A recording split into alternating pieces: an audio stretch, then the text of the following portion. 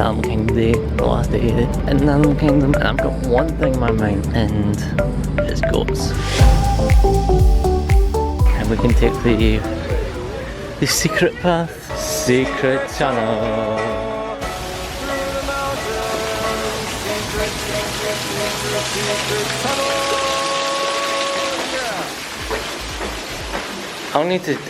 I'm tempted to do an Avatar rewatch soon. I've been quoting the boulder too much.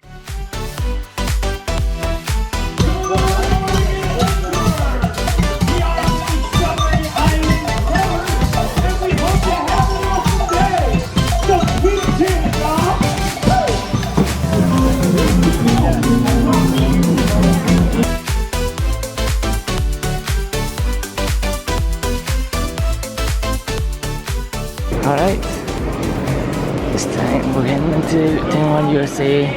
We'll get dinosaur and Triceratops flyers and Triceratops spin done now. And we can just relax a little. But because, boy, it's going to be a hot day today.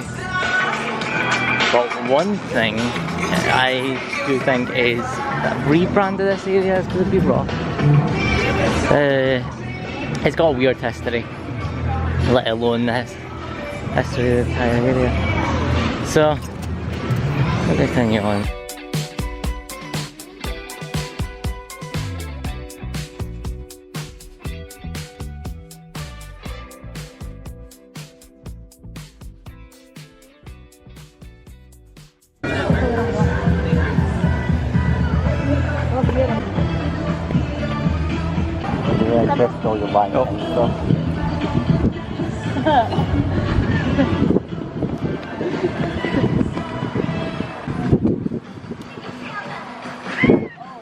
Should I get the kids? Your good sides?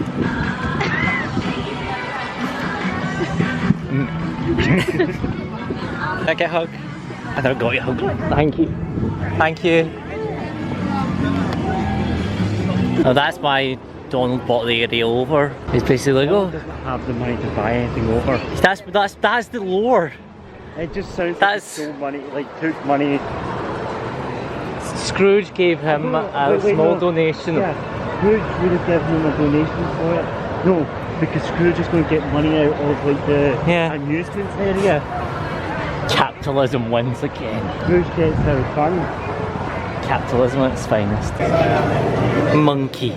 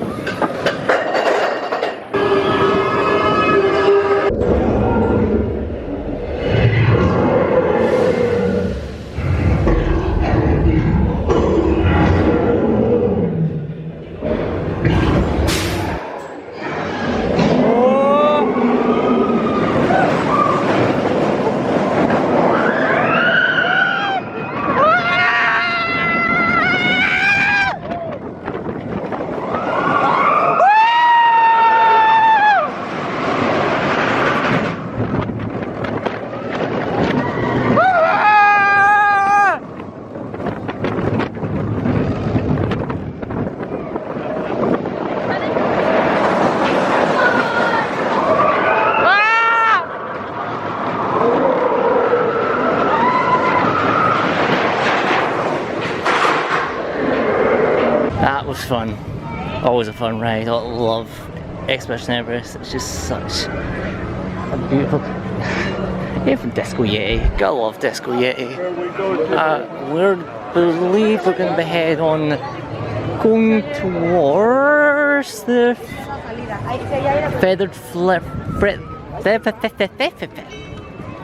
Friends in Flight. We're going to go check out the show.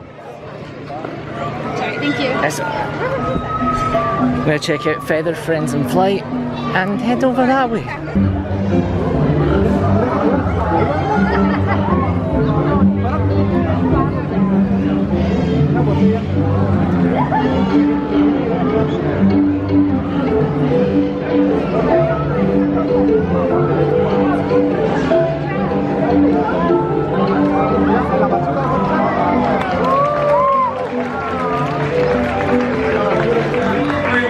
Good morning!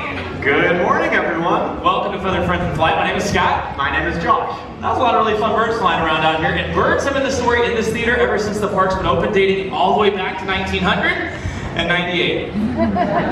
That is accurate, and this is the coolest part of our day, when we get to come out here and kind of show off some of the amazing birds that we work with, show off what nature's built them to do. And our first stop is Africa, where you find this little bird. Yeah, this is Harvey, a trumpeter hornbill. Josh is going to head out there with all of you, because we have a really cool way to demonstrate how agile this bird is up close, but I need the help of 2 volunteers. I'm looking for 2 people that want to get uncomfortably close to Harvey today. Anybody want to get that shot? How about in the USF Bulls shirt? Go Bulls. You guys stand up. You guys are going to face each other. Stay right where you are, though. The bird's going to fly to you. So face each other. Make a hoop with your arms, just like so.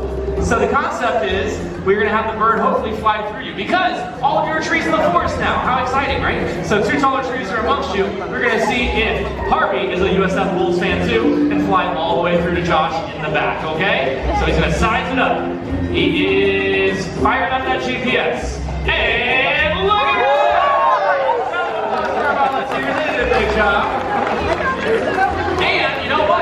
We should also point out these birds can fly like that, so they can actually catch flying insects right out of the sky. Yeah, that is right. They can catch flying insects right out of the air, and that's pretty cool, but he has an even cooler way to show that off that you do not know about. Yeah, how are we going to do it with flying insects? No, it involves this rocket launcher I keep in the bushes. Right. This rocket launcher I keep, you're not very excited. Thank you, I appreciate that. I thought we could shove a grape in this rocket launcher, launch a grape into the sky, and see if Harvey can catch it.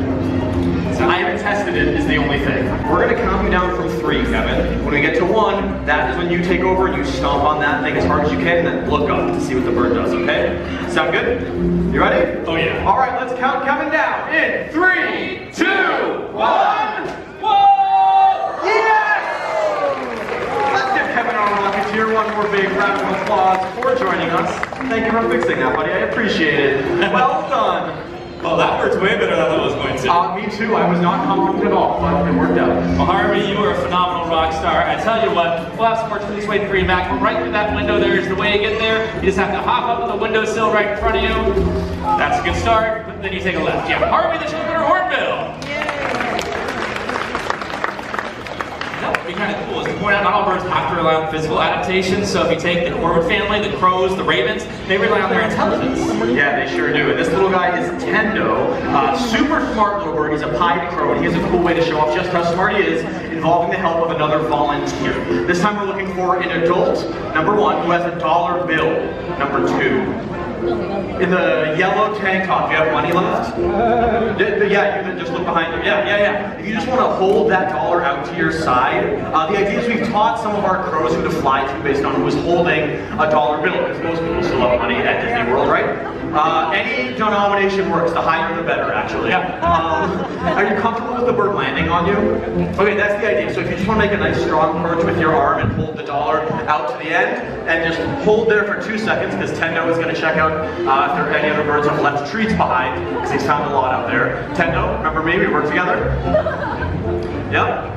Thank you, my friend. Nice job coming to me. And now, what do you do when you see those dollars out in the park, buddy? You fly out, you land, that's right, you steal their money. That's right, and then where does it go?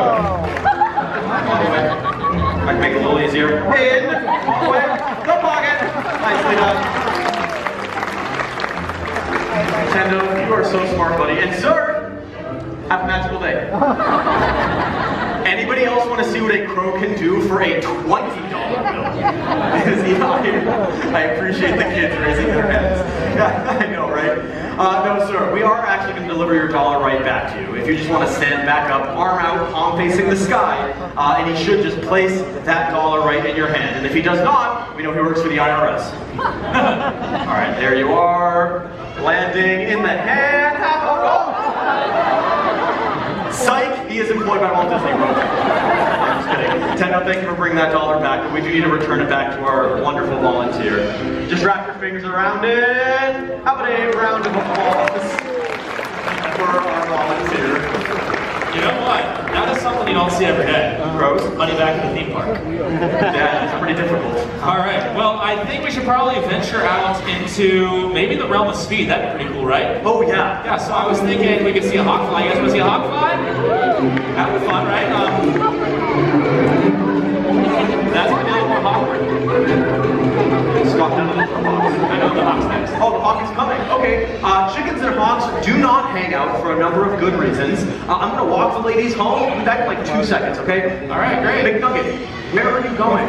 It's okay. The chicken's gonna be fine with Josh. The hawk will hopefully be joining us. His name is Mason, and Mason is a Harris hawk right there, flying in nice and low. Harris hawks are found in the desert southwest parts of the United States, in places like Texas, Arizona, and New Mexico. And these birds are super unique because most birds of prey, they live and hunt by themselves. But Harris hawks, they figured out if they live and hunt in family groups, they can take down food much larger than they take down on their own, up to the size of a jackrabbit, if you believe that, which works out really, really well in their case. Now, on top of that, these birds are also known for incredible speeds. What you're seeing when he's flying around out here, he's not going top speed. He's actually going to go into top speed if he goes up into the sky, dives on down, and at that they can reach speeds well over 100 miles per hour, if you believe that. So pretty incredible to say the least. Mason, the Harris hawk. All right. Now the other thing I didn't even mention is that Chickens are safe. it's good. Yeah, great. You can fly the hawk. Right. I missed the whole hawk, didn't I? Technically, you almost caught the tail end. Thank you. Did you just tell jokes the entire time? Did you get any hawk facts at all out there? We got some of them, but oh, I didn't mention my favorite fact though. This is pretty cool. One hawk that size can eat over 1,000 mice in a single year. That's actually a really good fact. Super beneficial for us specifically. Not a lot of people know about this. We used to have a terrible perpetual rat problem here. Yeah, I heard about it. See, they were all over the blogs, right? The rats in the animal kingdom. You probably read it. Yeah. And so what we did is we brought in these hawks. When we bring in the hawks, the rats disappear. Yeah, they moved out. Yeah, we rat owls at nighttime, and since we brought in those birds of prey, we haven't seen a rat or a mouse ever since. That is true. They were here for a while, and people don't get squeamish when we talk about it. Yeah, they sure do. Yeah. What? They're saying things?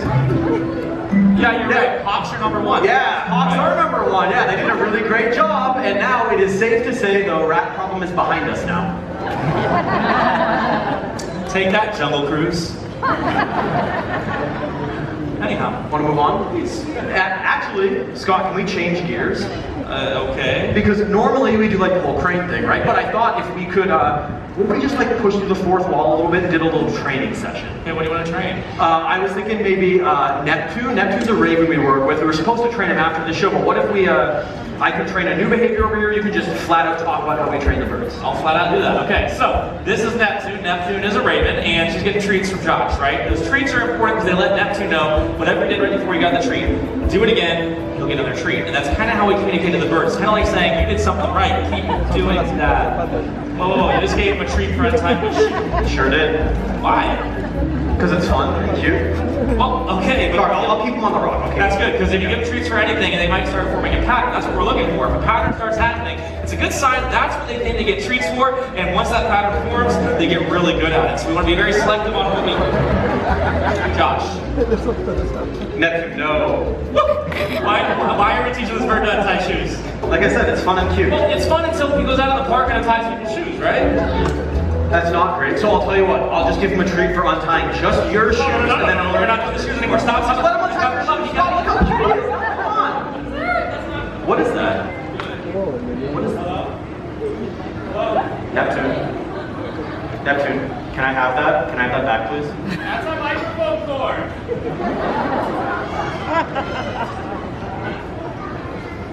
Ta-da! Can you get it? It's gone. That's not great. Hey, Scott. Scott is our sound tech. Everybody say hi, Scott. Hi, Scott. The spare. Oh, that's right. There's a backup right on the shelf. Yeah. Well, okay. Not really relevant. No. No, Scott, it's a two-person show, okay? Your shoes untied. Hi. Scott is my boss? Thank you all for coming to my last show. This is great. Oh, hey. They don't even work here. Seriously, they're part of our sister show, Winged Encounters. Just don't look up with your mouth open, okay? Hey, this is Adam. Everybody say hi, Adam. Hi, Adam. Talk. Do you guys want to meet a little talking parrot? Yes. Okay, that's great. Yeah, who are you thinking? Do you think maybe Lucy could do Molly and Gabby? Yeah? Okay, perfect. Even better.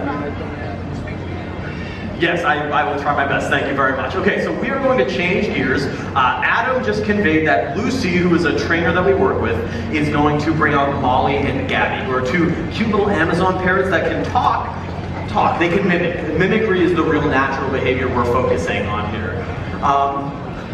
And so mimicry is the ability for animals to copy sounds they hear in their environment. And when they live around people, like in human care, it sounds a lot like human speech. That's why we have these two ladies here. The two little green ones are yellow-naped Amazon parrots. Their names are Molly and Gabby, and this is Lucy. She's a human from Pennsylvania. Are those perches good? Wow, yeah, they're so good. Thank you. Okay, thank you. I'll pass things off to you, Lucy. Awesome, thanks, Josh. Hi, everyone. My name is Lucy, and I have two really cool little parrots. Are you saying hello? Okay, so that's the mimicry right off the bat, right? But they can do way better than that. Do you want to introduce yourselves? The one up front is Molly. Good job. And what's your name? Gabriella. Gabby for short. So they grew up around people, right? They've lived in the home and here at the bird show for their whole lives. So they have learned a lot of stuff, and hopefully they want to show off a little bit this.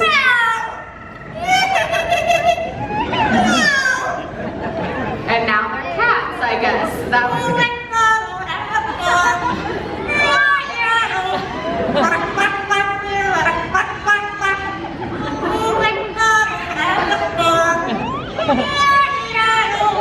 job! So good. You are funnier than I will ever be. What'd you say? Was that good? Yeah, so far so good. As you can tell, they're very talented. Molly normally takes the lead on Old MacDonald. That's kind of her song, but they know a few other songs as well. Do you girls want to sing some more? Hold on, wait. We heard that one. How about another one?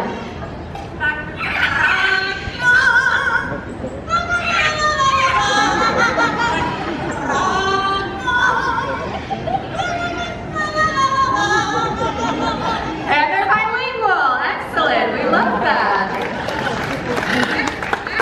They only know the first two lines of that one, and if I don't give them a treat, they just keep going on and on for a really long time. Okay, do we have time, Josh, for one more song? Yeah, we have all the time in the world. Yeah, okay, do y'all want to hear one more? Yeah, okay, Gabby knows the song, let's see. Do you want to sing? You are my my only son.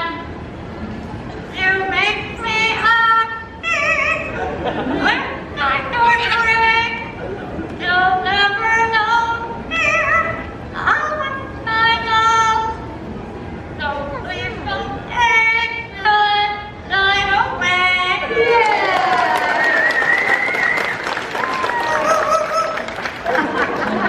That's the best part. They cheer themselves on too. All right, you girls are a lot of fun. We could probably spend all afternoon. Yes, listening to this. But we have a few other birds to meet still, so we're gonna head on out here. Before we go, Gabby, do you want to say goodbye? See you later, alligator. See you later, alligator. That's Molly and Gabby. Thank you. How about one more for Lucy the human, everyone? Thank you. Okay, here's one more for you. How about this? Hey, what do you girls think of Josh? Oh my goodness, thank you so much. Wow. They were... Okay, yeah, they're just going to keep talking themselves off stage. Man, they are so cute, huh? They are some of the funnest birds we've ever worked with. They are so cute, super fun. Check. Hey, the back works. I'm relieved. Lucy brought up Molly and Gabby. Okay. Yeah, they were having a lot of fun. I was just going to talk about that we don't want getting the wrong idea that you can just like rush off to a pet store and get a singing parrot, because they have their own unique challenges, right? Well, yeah, I mean, parrots like that, they have those really destructive beaks. They can bite hard, they can destroy a lot of things in your house, like your drywall or your furniture. And then on top of that, Molly and Gabby have the potential to live into their 50s and 60s. Yeah, lifetime commitment for sure. The other thing is, we changed up the whole order of the show by bringing out Molly and Gabby. Yeah, not a problem. I figured we could do something a little different, maybe bring out something a little bit bigger. Okay, yeah, we have a lot of bigger birds. Who are you thinking? Yeah, so or there? That's bigger! Yeah. Yeah, I don't know the Cosmo fans either. That's, of course, everyone. He's a pterodactyl. Okay, he's not quite that big, but he is pretty large. It's a marabou stork, one of the largest flighted birds in the world, close to an 11-foot wingspan. Yeah, super important birds as well. All birds have their own role out there, and for marabou storks, that is the job of scavenger. So when an animal dies, they will use that huge and very sharp beak to come along and clean up that mess. And it's gross, but super important. They're part of nature's recycling crew. Well, yeah, if I recycle in our own way, the world would be a lot cleaner of a place, that's for sure. For sure. Of course, we appreciate you, and the neat thing is, now we get to see a marabou stork reach maximum speed, okay? Wait for it. There it is. Yep. Boris, the marabou stork! That was a fun surprise. Yeah, I thought so. And the cool thing is, it goes to show how beneficial birds can be, right? You have hawks that take care of the bird population. You have scavengers kind of doing their thing. Some birds even help us out because they eat things like bugs, which can harm farmers' crops. So if there's a bug-eating bird named Fraser, and he's a crane, so that makes him Fraser Crane. Two people love that. Yeah, I don't know it either. That bird's never flown down to me. This is all you. Yes, he has never flown down for you, but what do you think? You want to just give it a shot? I don't know. It's been a weird show. You want to see Scott feed the crane for the first time ever? Okay, I'll try. Okay, yeah, they've been working together in the back, and then when we go from the back to out here, we start with an empty theater, and now it's time to rip the Band-Aid off, right? So because they've been building up their relationship, now that there's a full crowd of people, Fraser will look up and see Scott, who he trusts a lot, and he's gonna fly right down the stage. It's gonna be a beautiful moment, Scott. All right, Fraser, what do you say, buddy? Remember me? Right down here. Come on, Fraser! Fraser! Whoa! That one looks great, too. That wasn't great. No. Will you give it one more shot? One more shot, okay. Okay, good. And actually, we knew you were having trouble making the crane connection. I got you a little present. It's right behind the rock. It's like a training tool. Crown cranes get their name from the really beautiful crown of gold feathers on top of their heads, so we thought it would help Scott. What is this? Well, it's a crown of gold feathers. Well, I can kind of tell it's a hat, but they don't want to see me wear a hat. They really want to see me wear a hat.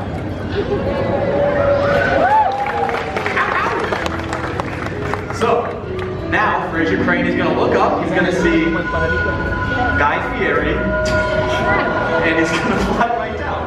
Alright, it's worth a shot, I guess. Yeah, so just give him a little piece of info, say, hey, fly on over here, buddy, I have treats. Hey, fly over here, buddy, I have treats. That works really well.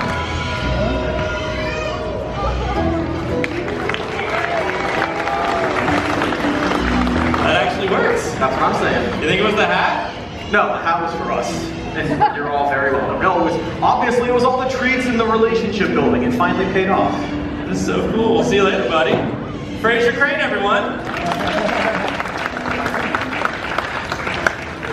And Justin Timberlake, circa 2003, everyone. Well played. Okay, obviously the hat is very silly and it is not how we train our birds, but the relationship building part of that is absolutely true. But the reason we're even up here doing this show for all of you is so that we can all kind of zoom out and think about our collective relationship. The one we share with the natural world and all of the animals that live there. Yeah, and there's some great success stories over the years. My favorite is the story of the national bird of the United States of America, the bald eagle.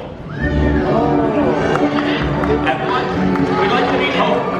And Hope was injured out in the wild because of that she couldn't be returned, but she does act as an ambassador for her species to share a very important story. Because not long ago, bald eagles like her, they were placed on the endangered species list, and their numbers were dropping so low, so fast, it was feared people would never see these beautiful birds in the wild ever again.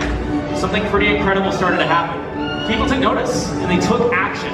They cleaned up waterways where bald eagles were fishing, and they stopped using a chemical pesticide called DDT, which is one of the major reasons for their decline. Yeah, it really was the actions of people like all of you that brought this species back from the brink of extinction. That is exactly right. Everybody's efforts paid off so much so that the bald eagle was taken off the endangered species list. It's an an awesome conservation success story, and it goes to show we can all do little things around the planet to help save wildlife. Yeah, that was a success story, but the work isn't over. There are still many animals out in the wild that could really use our help. One example is the blue-throated macaw, and they're some of the rarest parrot species in the world. Yeah, those parrots, they are only found in the flooded forests of Bolivia, and the unfortunate part is, there are less than 400 of them left out there. And that is a scary low number, but it's not all bad news. We're teaming up with an organization called the World Parrot Trust to hopefully breed blue-throated macaws so they can be sent down to Bolivia to join up with the wild population, so someday soon we can see skies that are filled with beautiful blue-throated macaws. Yeah, and that would be a pretty awesome sight to see, right? Now the neat thing is, there are so many birds that are out there with their own incredible stories. Think about the ones you've seen today and a couple new ones as well, like this guy back here. What type of bird is this? Shout it out. A toucan! His name's Bruno, so we don't talk about it. Could be little chickens or ruthodon hornbill or animals in your local parks and backyards. Just get outside, explore nature. You might find your own favorite animal. Really well said, Josh.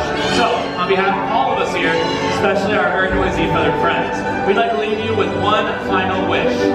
May your hearts take flight and your spirits soar forever. Namaste. Thank you all for hanging out with us. What a wonderful audience. Please enjoy the rest of your day here at Disney's Animal Kingdom. Bye.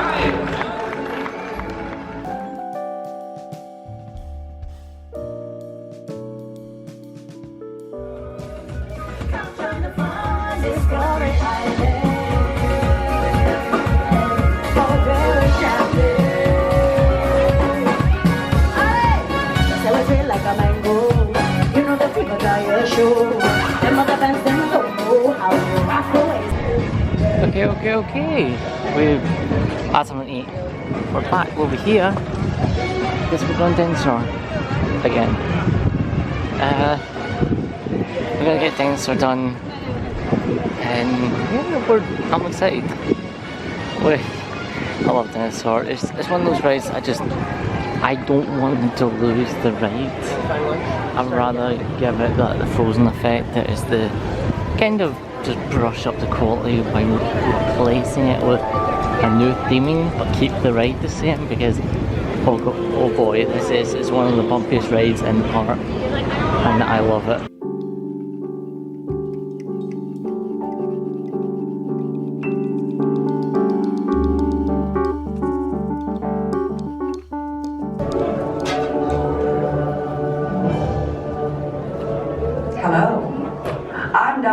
Director of the Dino Institute, and I hope you enjoyed those quaint exhibits in the old wing. That's how dinosaurs have been presented to the public since the study of fossils began over 150 years ago. Today, that bare bones approach is about to become extinct. In a perfect blending of science and technology, the Dino Institute has created the Time Rover, an amazing vehicle that will literally transport you to the age of the dinosaurs. How? That's proprietary. But the result is a breathtaking journey through a prehistoric world that will witness the most spectacular creatures to ever walk the earth. In a moment, you'll be going live to our control center for a comprehensive safety briefing, and then it's on to the tour that will convince you forever that the future is truly in the past.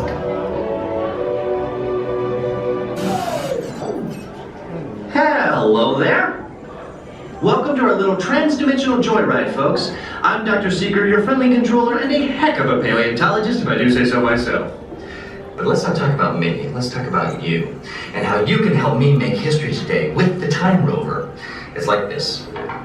If I can bring you back from the Cretaceous period, it stands to reason that I can bring back a live dinosaur with you. And not just any dinosaur. Take a look at this guy. He's an iguanodon, and I'm certain that he is the key to understanding these magnificent creatures. I tagged him with a locator during an unauthorized field trip. Otherwise, I'd be traveling with you. Right now, our dino should be about here, at the very end of the Cretaceous period. That's where you're going today. I've arrived, it seems, just in time to correct a little misstatement. Dr. Marsh. That is impossibly close to the giant asteroid impact that destroyed most life forms on Earth. Our tours are designed to take you to the early Cretaceous period, and I can assure you that all time rovers have been securely locked on those coordinates. That's right. See? Securely locked. Access denied. Continue. Of course. We were just talking about seatbelts. Plug them in. Use them. It can get kind of choppy out there, so keep your hands and arms inside the vehicle at all times. Flash photography? I wouldn't. It alters the homing signal, and that's not good. Oh, and one more thing. Those locked coordinates? We're in. Now, here's the drill. You follow the homing signal to the Iguanodon, then I'll enlarge the transport field, and boom, you're back with one additional passenger extra large. And don't worry about that asteroid. You'll be in and out of there before it even breaks the atmosphere. Trust me, what could go wrong? Atención, guarden todos los artículos sueltos, abróchense los cinturones y permanezcan sentados. Time travel commencing in T-minus 10 seconds and counting. This is Seeker. Listen up. We've got to get in, grab the Iguanodon, and get out before that asteroid hits. Let's roll!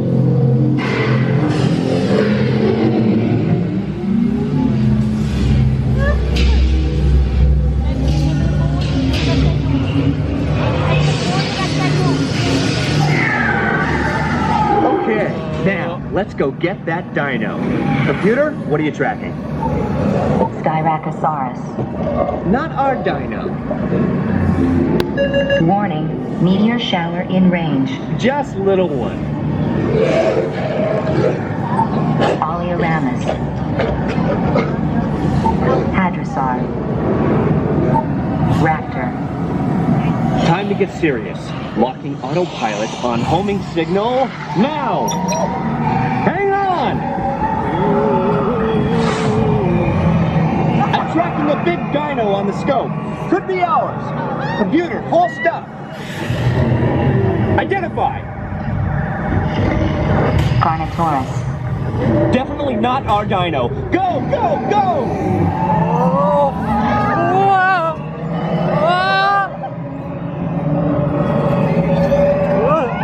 Another big guy coming up. Computer. Slow and identify. Sauropod. Still not our dino, but at least this one's a vegetarian.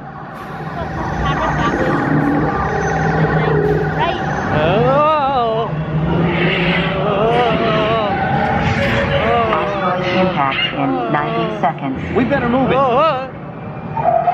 Pterodactyl. Incoming! Asteroid impact in 60 seconds. We can't stop now. Keep going, keep going. Compsognathus. Computer, what's happening? Loss of traction. Four-wheel drive, move it! Warning, meteor strike. Evasive maneuver! Left! Right! Left! Right! That was close! Computer, now what? Carnotaurus. That's it! Abort mission! Abort! Abort! Iguanodon. Forget it! Get them out now! Asteroid impact. Brace yourself! This is it! They're not gonna make it! They're not gonna make it! Mission accomplished. You made it! I knew you would, and guess who made it back with you? I better find him before security does. Thanks for everything!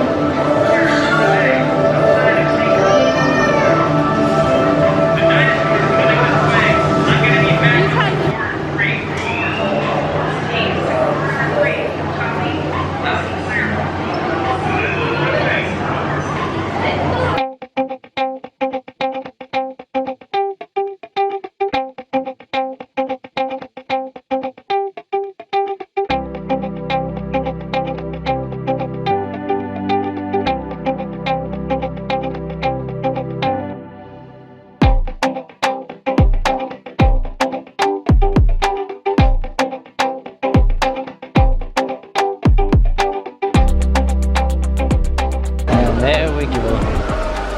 Don't know how much magic valve on that. It's not unusable, but it's beautiful views.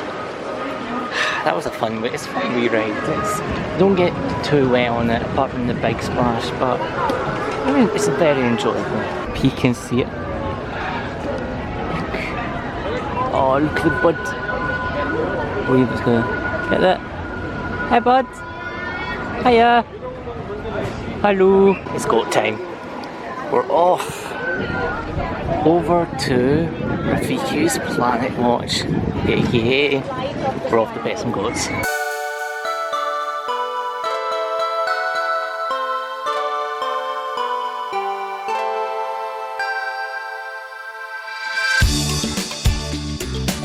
Friends, and welcome aboard the Wildlife Express.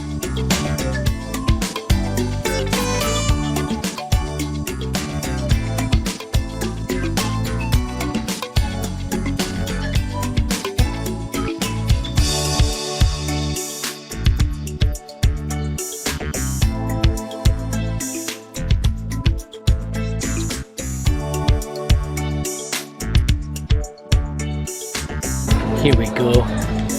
Welcome to Rafiki's Planet Watch. You ever want like a quiet park at the parks? Every park's got like one bit, and this is it.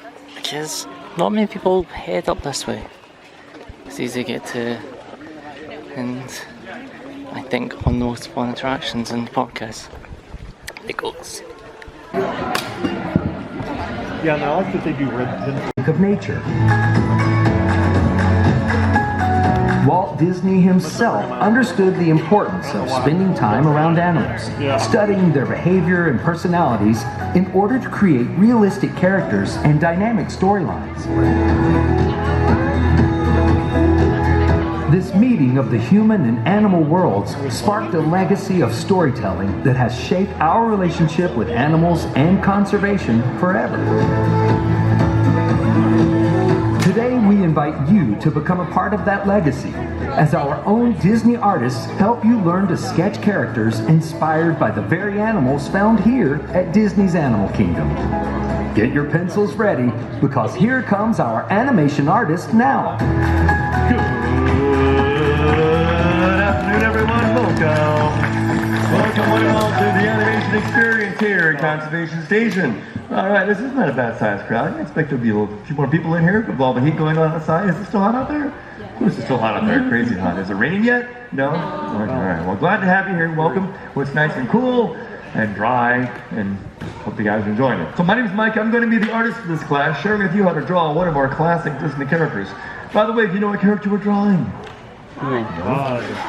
Todd the Fox from Fox and the Hound. Yeah. We got some fans of Fox and the Hound in the house, right? There's some fans of the movie. Okay, great. Oh, one over here and like about 5 over here. Great. Okay. You haven't seen, did you guys see the movie Fox and the Hound? You did? Okay, great. Yeah, this came back out in 1981 when it originally hit the theaters. That's what it was. So the most of you probably saw it on Disney Plus or VHS or DVD or Blu-ray. But how many of you saw it back in '81 when it came out in theaters? There's a few of you out there. There's a few of you. All right, very good. They're my people. All right, very good. Fantastic. You know, let's make sure we have everything we need. We're learning how to draw a Todd the Fox. Pencil, paper, and lapboard. Pencil and paper you picked up when you came in through the entrance over there. Lapboards you found propped up on your seat. When we're done with the class, please return the lapboard right back the way you found them propped up on the seat. Don't stack them together. Leave them separate on each seat. That way we know where each of them are to get ready for the next class. Also, the pencils you received. That's a nice little gift for us, from us to you.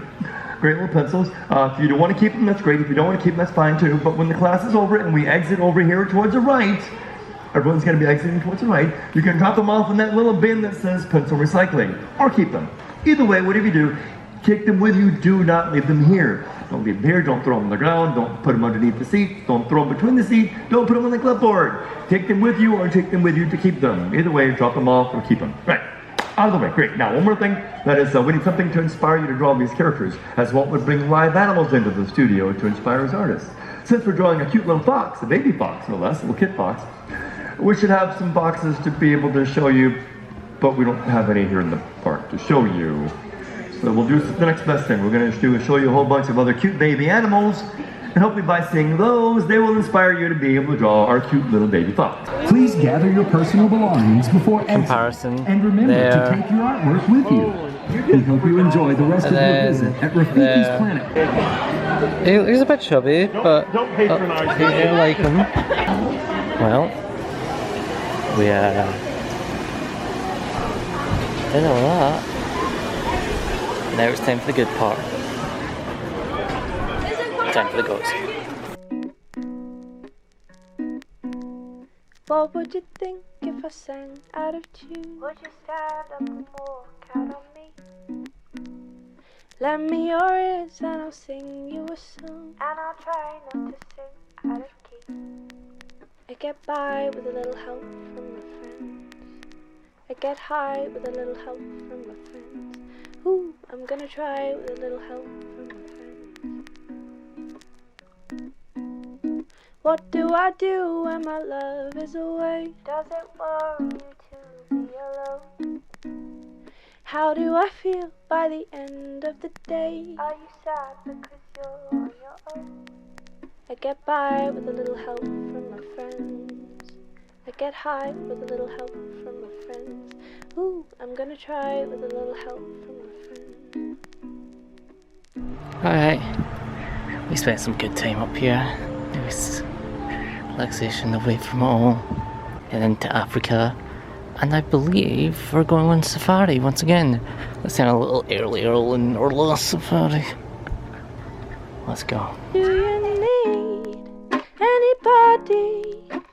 I just need someone to love. Could it be anybody? I just need someone to love. Would you believe in a love at first sight? Yes, I'm certain it happens all the time. What do you see when you turn out the light? I can't tell you, but I know it's mine. I get by with a little help from my friends.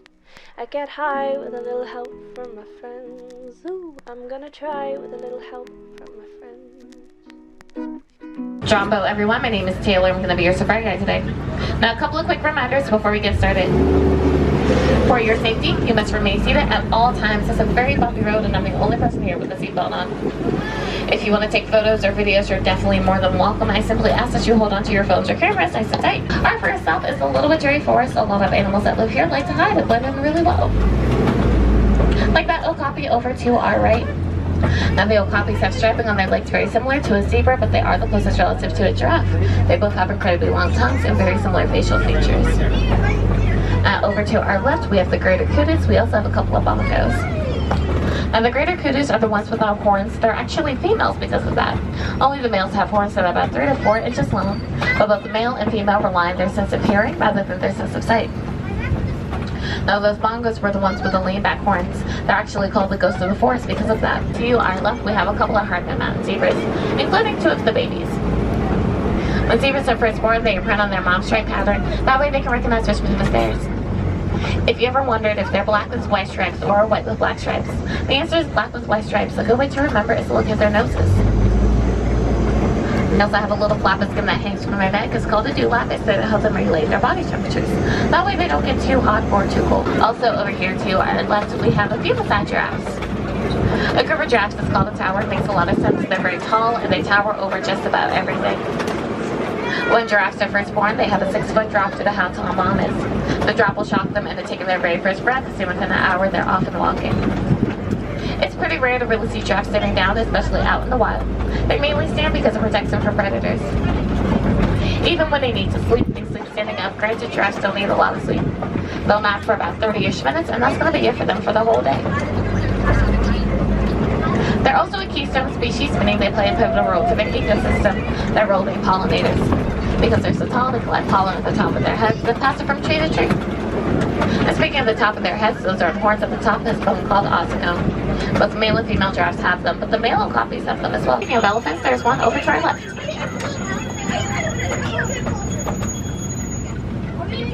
Elephants also have blood vessels inside their ears, so they flap their ears throughout the day, making sure that they don't get overheated. While giraffes are definitely one of the tallest land animals, elephants will be the largest. Males get up to about 13 feet tall, when the females get up to about 10 feet. But they both weigh anywhere between 9 and 13,000 pounds. They also usually don't stop growing until they turn about 40 years old. It's pretty impressive because they live to be about 70.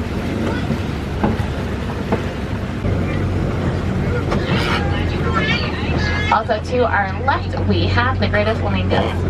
You might notice a couple aren't completely pink or look a little gray, but don't worry, they're fine. When flamingos are first born, they're born gray. It takes them about 2 years of eating brine shrimp for them to turn pink, and it's due to the keratin found inside the shrimp. Although if they ever lose their feathers, the feathers will be white. Now over to our left, we have a couple of white rhinos over here. The white rhino is actually gray in color, and that applies to black rhinos too. One of the main differences between them is their upper lip shape. Black rhinos have a more pointed upper lip, white rhinos will have a wider one. The reason why we call them white is because it's a mispronunciation of the Afrikaans word white, which means white. They were named for their wider upper lips. But just like us and the elephants, they also have very sensitive skin. So they roll around in mud, that way they're not getting sunburned. They're also born without their horns. It will take a couple months up to a whole year for it to grow in, and even then they're still really small. They're also made out of keratin, the same thing you can find in your hair and your fingernails. Shh, shh. It's really important that we be very quiet.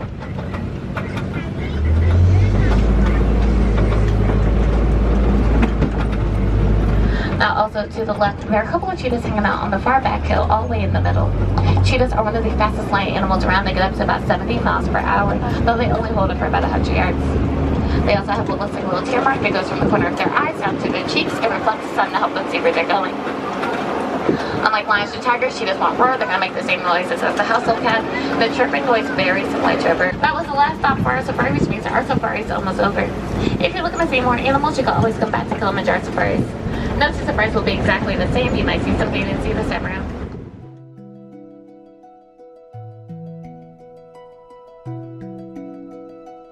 Remember the last time like a bird almost took out the camera?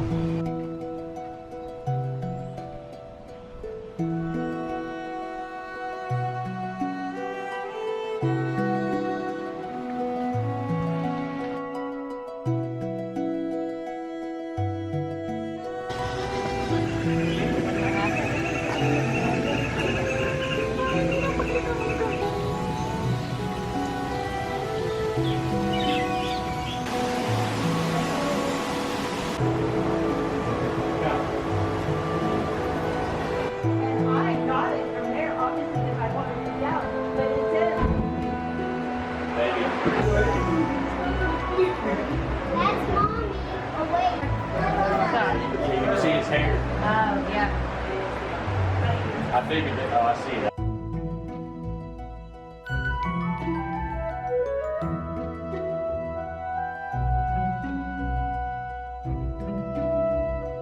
Little one up in the tree, that's Ada, and she's 2 years old.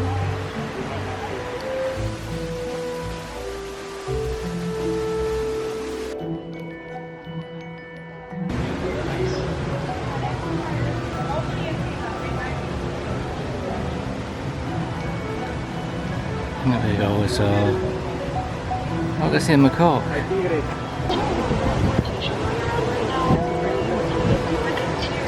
She eats clothes.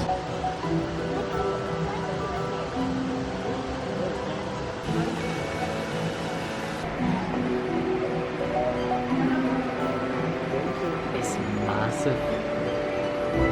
Look at the size of that bat. Absolutely huge bats. They're like cocoons.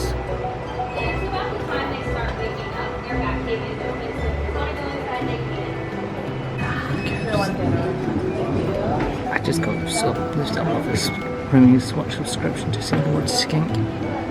Look at that.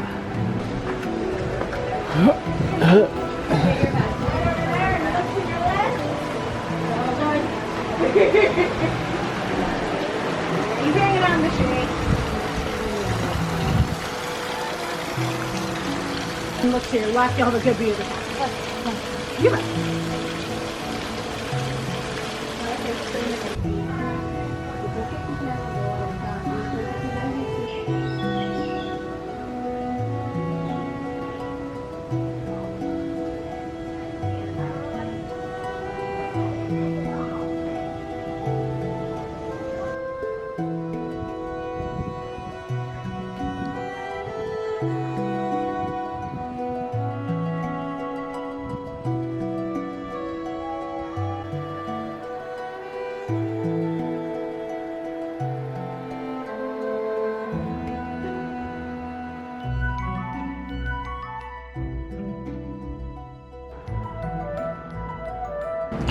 Just so peaceful here.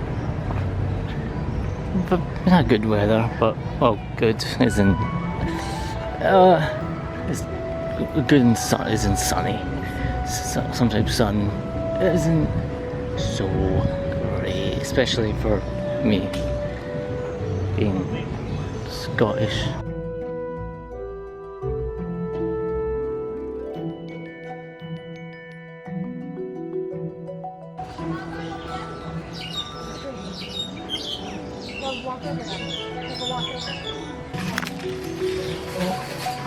Thank you. On this day, well, I believe for that, we have reached the end of our trek. That was nice. That bird area was beautiful.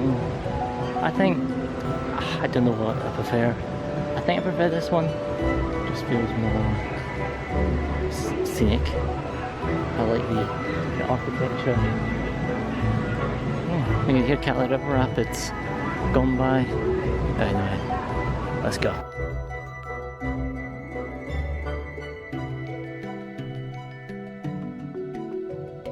Yeah, thank you. You get that. Oh, that actually looks so nice. Well, we've got an hour till closing. So what we're going to be doing is we're going to, because they don't have fireworks or nighttime shows anymore, they don't open as long. So we're heading down to Pandora to end our day there and going on the Avatar ride. So the Flight of Passage, going through the Way of Water. That's second movie. This is like in between first and second. And if I do Way of Water, I think I'm the one I did. Never mind. Let's go Pandora.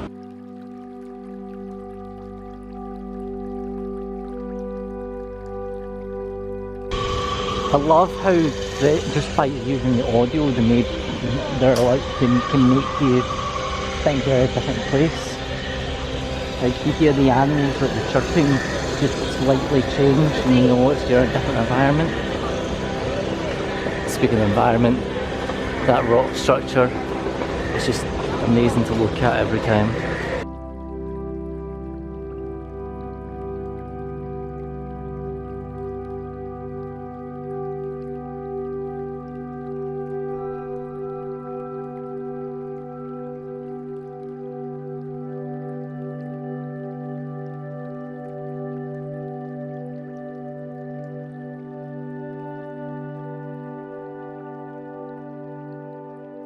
Please make sure everybody can see the screen.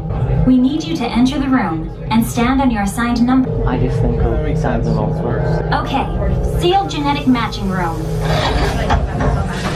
Hi, and welcome to the Avatar program. Soon, you're going to have a chance to undertake an amazing Navi rite of passage, riding on the back of a Banshee by being genetically matched and linked to an Avatar.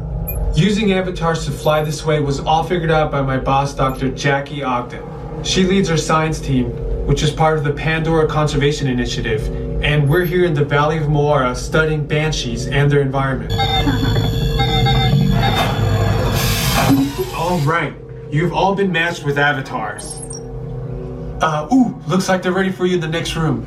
When the door opens, please go inside, all the way in, and stand over the same number that you're standing over now. And I'll see you in there. Then get onto the chair as you would a bike. Straddle the seat, step forward, and sit down. Slide your hips forward until you are against the chest pad, and then move your feet all the way forward. Wait until you're seated before you put on your flight visors. Hold on to the hand grips as shown. It's important to hold on to the hand grips at all times. After you're seated, back and leg restraints will be firmly engaged. For your safety, throughout this entire experience, always remain seated and supervise your children. Oh, I usually like that ride, but I don't know what was up with the vehicle. It was just whacking me in the right leg. Oh. Ow. Actually it hurts. Anyway, we're off. Oh, I need to sit down. See that water coming off the roots? That's what we call root canal. The sun's setting. Sadly not going to be able to see this at night. We kind of chanced around last time, but currently night's going to be about 9 o'clock and there's no way to kind of stay in the park till that time. Because usually it's about an hour after park closes, so you're kind of encouraged to leave. Like, hey, we're now officially closed. It's, Whether or not they own the game, after all this, we're going on a little exploration. You're both, and that exploration is heading up to the Polynesian for a bit. I might watch you to train. I might watch you to train. Look at the ears. You. I told you not to show your face again. Now look at me. Turn you down. Look at me. I see your eyes peering in the dark. I hate him. I genuinely hate him. Hey bud, you here for park closing? You're a bit late to ride the rides, but I'm pretty sure they'll give you some food if you lounge around. No idea what you're looking at, but hopefully it's edible. Might just be war.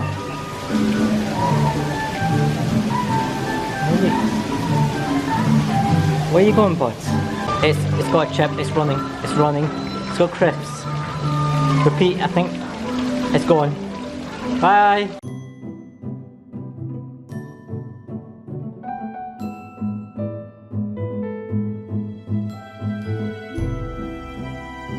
We're on our way to Disney's Polynesian Village Resort and Disney's Grand Floridian Resort and Spa.